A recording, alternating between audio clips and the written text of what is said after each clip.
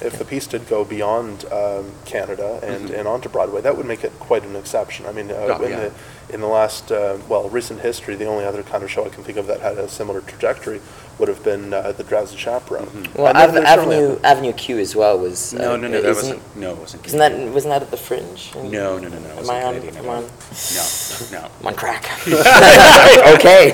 Yeah. Not a Canadian show. No, but why? I mean, and it's not as though there's a lack of effort. I mean, any given Toronto or Canadian film Fringe festival, has at least something 20 versions of something musical. Yeah. But of course, most of them just kind of fizzle out and don't live beyond that. Do you think that is it a cultural thing? Is it an economic thing? Is it a matter of talent?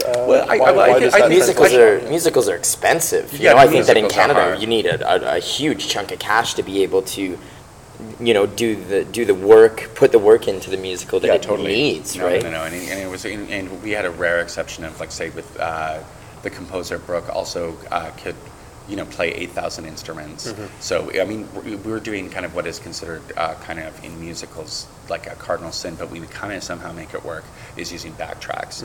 But once you have to actually hire an orchestra pit, that's a different story altogether. And I know a lot of Fringe shows where I've had friends who've done musicals and they've tried to do the actual live musicians. It's just there's not enough time with the 2 hours of tech you have, right? In order to balance the sound or anything like that. So what ends up happening is something that is actually really good. Is just totally horribly the sound just sounds bloody awful, like they're drowning out each other's vocals and stuff like that. And so that's why it's really great that they're making efforts now to. There's that new company in Toronto where they're trying to actually foster the idea of the Canadian musical. I forget what they're called. Theatre 20. Theatre 20. Yeah, Theatre 20. I think so. And I think the problem is with musicals is they really need an environment where they can be really cultivated, because you can't just pull them out of your butt. Well, and in Canada there isn't that. We don't have a huge musicals culture in Canada, whereas in the States with Broadway and I think there's a huge musical mentality, right? In Canada, I don't think we have that yet. I think it's on the rise, and there are a lot of great. I think it certainly is there. I mean, because all the musicals that come from Broadway that end up touring across this country, or But I mean homegrown. homegrown. I think Canada loves to bring in its big box musicals, Wicked toured, and the Addams Family's here in Toronto, and there's a lot of that, and Mary Poppins, and Sound of Music, those sorts of things, right? But I think that this is maybe something new, and hopefully something that we'll see more of. Like from other people as well too. I mean, because it is a really fun, different kind of form than kind of a play. And honestly, I mean, I've learned that they just feel like different genre, like different skill sets entirely in terms of, because I mean, it's not really playwriting, because the playwriting, it's kind of a weird fusion of a bunch of different things. I mean, certainly there is playwriting involved, but I mean, put it this way: when we opened, it was 2.5 hours long, and I had so it was 2.5 hours long, and now it's about an hour and a half long. And I don't think we've changed much of the music. I think we've cut one song, but we've cut probably about an hour of text. So and that shows you as a playwright, it's a pretty thing. It's like a book writer. No one ever kind of goes, "Oh man, I hated every song in that show, but I loved the book. The book made it for me. Oh man, that book was great." Right? Or anything like that. I'm going to go back again just for the book. So it's a hard little discipline. What are your favorite behind the scenes stories? Now we had some time to think. Okay, go, Jacob.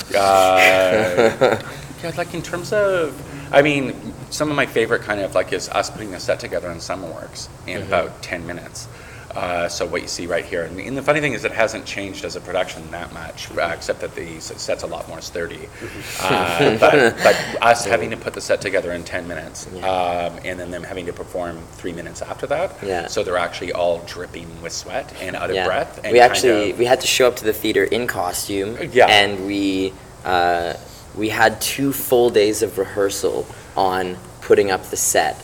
And timing it, so everyone had tasks in a certain order in which to do it in. And what was actually really cool about that was that once the curtain came up, and it was showtime, like there was no time for nerves. There was no time to be nervous, no time to, sit in it, you know what I mean? Yeah, exactly. It was go, go, go, go, go, and then all of a sudden the show's over, and people are crowding around the stage wanting to shake your hand and go, that was really great, and you're going, yeah, you're gonna have to wait because I got to take this set down in 10 minutes again. Exactly. So now that you're in a, the set isn't moving because you've got an extended run, and you're the only luxurious only show on the stage. Are you goofing around a little bit more? Are you guys pranking each other backstage or anything? Ooh, yeah. There's a little bit of that. I think that Sarah got that nasty porno mag. Yeah, that's right. Sarah did get gifted a rather interesting rag.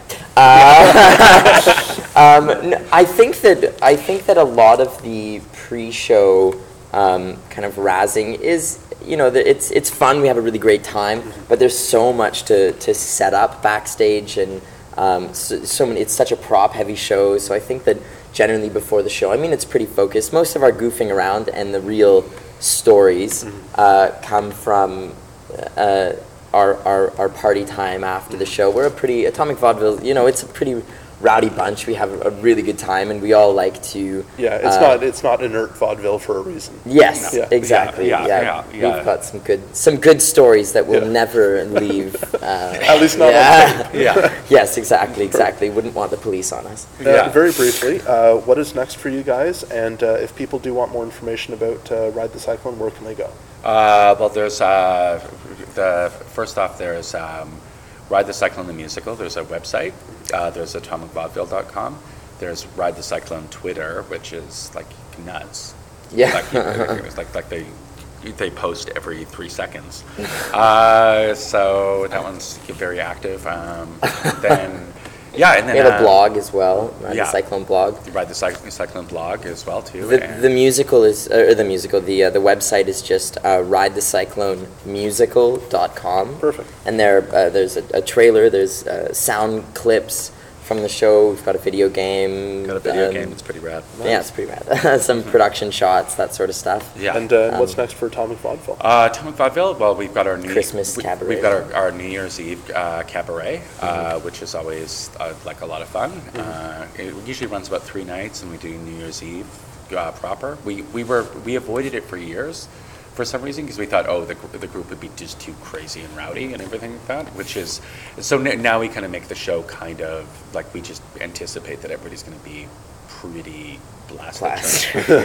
So we actually celebrate New Year's all across Canada during the show. So as the show's going on, somebody just runs on and goes, it's New Year's in Calgary. Happy New Year. Yeah, I don't know. In the middle of a sketch, everybody has to stop. So somebody might be weeping in the middle of it, right? And then they run on, kind of do the Happy New Year, and then they run off, and the person has to go back into the scene. And if people want more information about that, just go to atomicvaudeville.com, and it'll be posted. We'll probably come up with the show title in about a couple weeks. Excellent. And then I'm just going to probably work on some new show. Excellent. After that. Yeah. Well, keep us posted. Cool, certainly. Thanks for your time. Thanks so much. Thank you so much. Thanks.